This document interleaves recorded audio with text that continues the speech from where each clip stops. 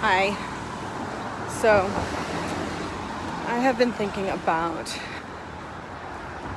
so one of the things that Michael Singer talks about is that you want to when you have feelings or thoughts that are not great, not making you happy or whatever,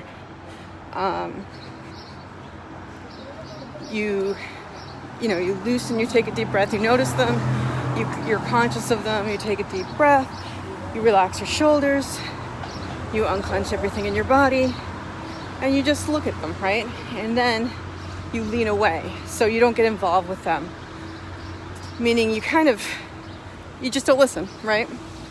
So I'm trying to figure out, or I've been thinking about what the difference between not listening and pushing the thoughts away are, and is what the difference is. Yes.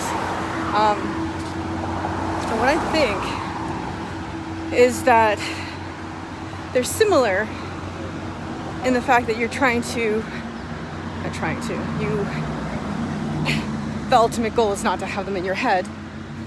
But I think pushing away starts with anxiety, and you hold on to that anxiety. You clench, and you stay clenched, and there's that feeling of panic, and you close yourself down, and you just cast around. Okay, that's not you.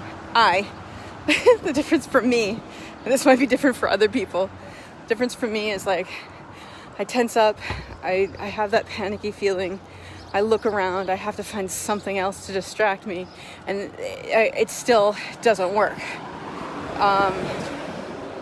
because that thought's always there. But so it's not a difficult question, I guess.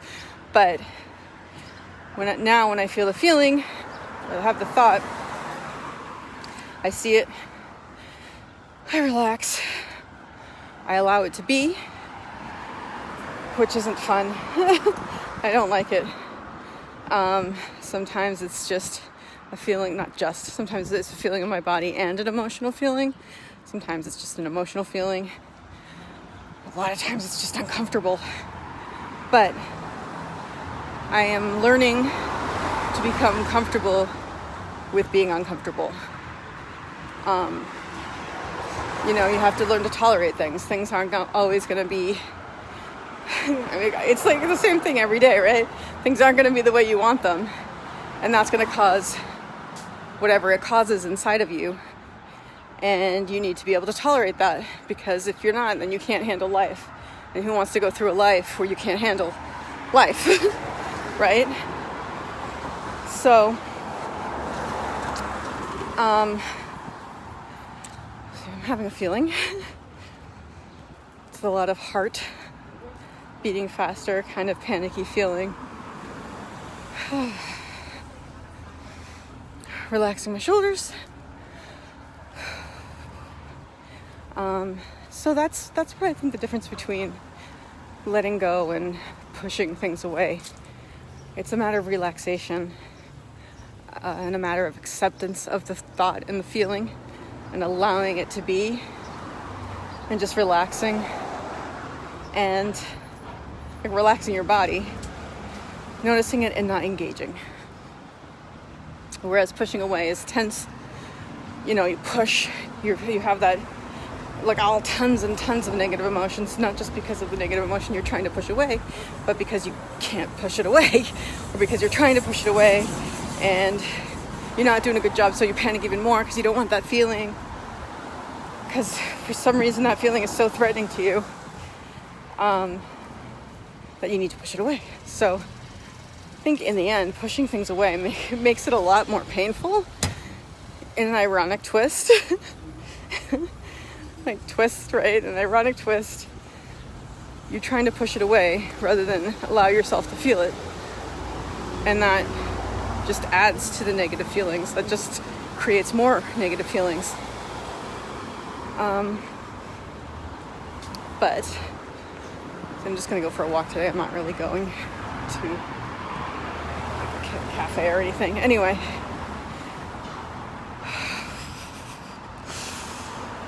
feelings come and you just let them be. Hello, feeling.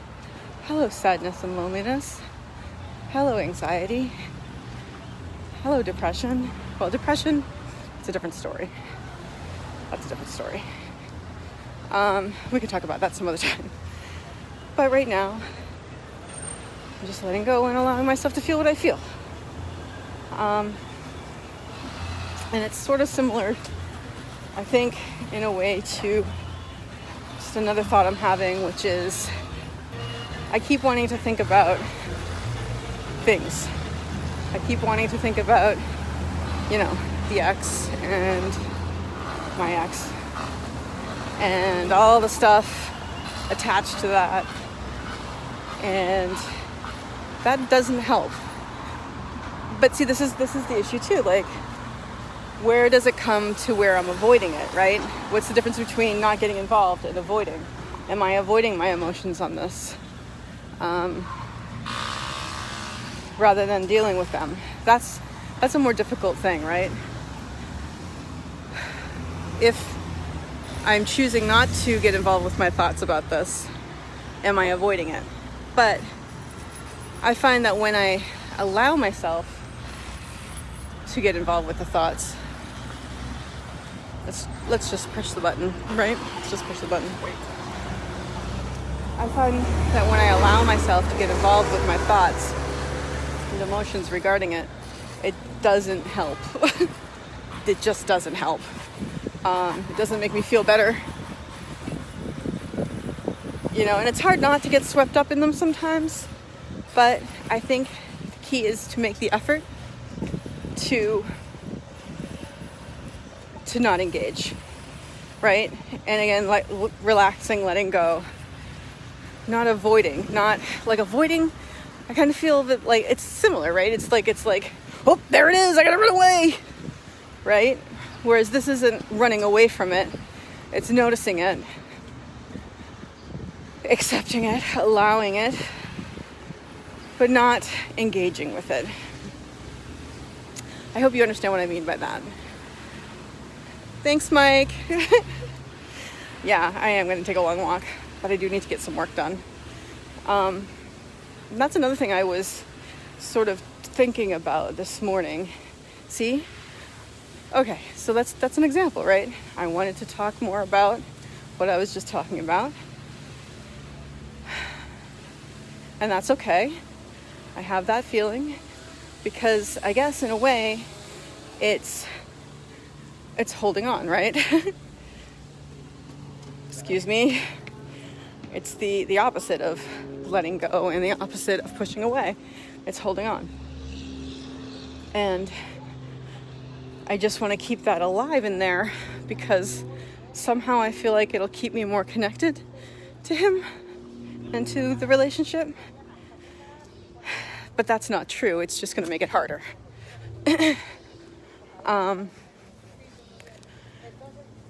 Like yesterday, I was talking to my roommate.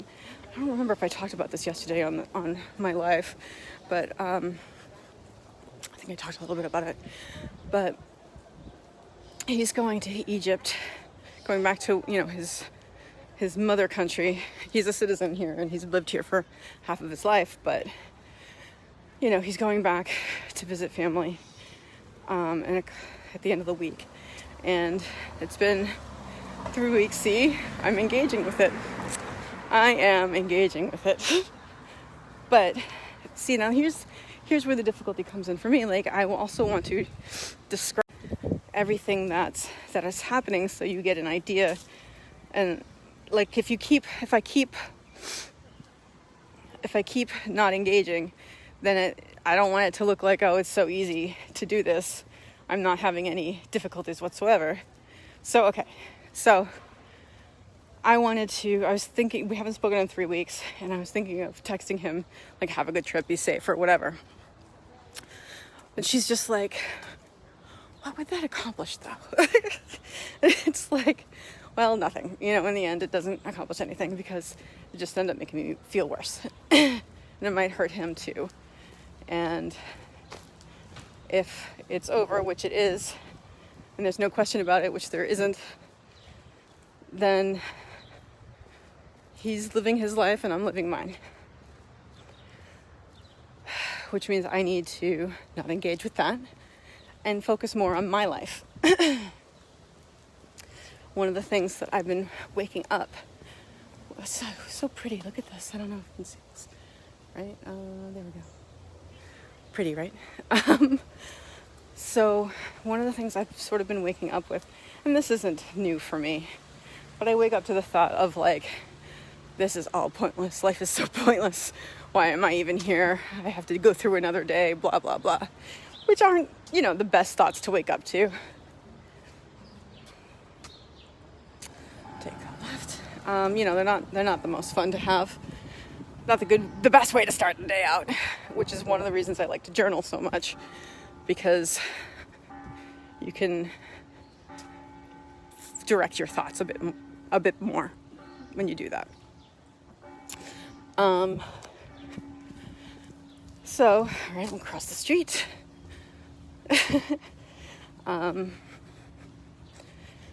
So I was thinking like, okay, so why I'm feeling all this like anger and resentment, and I don't really know why. I mean, yeah, there's the breakup, but I mean, I have come to the inevitable conclusion that it is really the only option for us. We spent 3.5 years looking for a different option. And it just comes down to the fact that that's it. That's the only option. And then again, my brain pops up, but maybe this will happen, and maybe that'll happen, and blah, blah, blah. We're not going to listen to that. We're instead going to focus on the fact that the reality is, that's it. And we're as out of each other's lives now as we will be in 20 years, when we've been out of each other's lives for 20 years. So, and I've been processing my emotions about it. I've been processing my emotions regarding the reason for it, which is unfair, like grossly, but is there nonetheless, regardless of fairness, because that's life. And the person who's responsible for it, right? I'm gone from being angry about it and kind of hating them, to like accepting it because that's the way it has to be. Just a quick overview. So we can't be together because his mom doesn't approve of the age difference. I'm 10 years older. It has actually nothing to do with religion or ethnicity, which is the most bizarre thing in the world to me. But it has to do with our age difference and the fact that his mother will not accept it, and we can't tell her because it's a long story. But basically, the fallout would be tragic and hurtful, and for the rest of lifelong. So just accept the fact that that's true, because that's just the way it is. And I can't wish her to be different, because if she were different, then he wouldn't be the person he is. And the person he is someone I love and someone I would never ever want to change. So not only do I have to not wish that she were different, but I kind of have to love her, because across the street, because he is who he is and I love him. So honestly, I'm not feeling, as far as I can tell, negative emotions towards her anymore. And I'm not really feeling negative emotions towards him about it either. So I'm just wondering where the resentment's coming from, because I see where the breakup is a good thing and where it's helping. I'm not even going to go into how it's helping him, because that doesn't matter, because he's out of my life. But it is helping me focus on my work. You know what I mean? I'd like to say give less thought to him, but that's not true. Right now, I'm working on it though. It's helping me because I'm starting a business and I need to concentrate on that and do all the work I can for that. So it occurred to me that a lot of it might be from the fact that I'm living the way that I'm living and I'm not enjoying that. And that can be helped by me just getting my work done. Because the faster I get the work done, the sooner I'll be out of this predicament. So that's what I've been kind of meditating on. And I'm thinking maybe the resentment is I'm resenting myself. I don't know. I feel like I'm resenting like life in the universe, which isn't cool because the universe is doing a lot for me right now. And I'm being like a petulant child. Like, I want my cookie. You know, like, but maybe it's also habit energy. You know, like I've just got this habit at this point of feeling angry and resentful when I wake up in the morning. That's not nice. So I think what I'm going to do tonight before bed is work on being grateful and think about all the positive stuff. So those are the thoughts I'm having as I go to sleep. And maybe that'll change something. I'll let you know. Anyway, all of these difficulties or these emotional trials and tribulations are going to result in me being a stronger, better, healthier person. And I'm looking forward to that.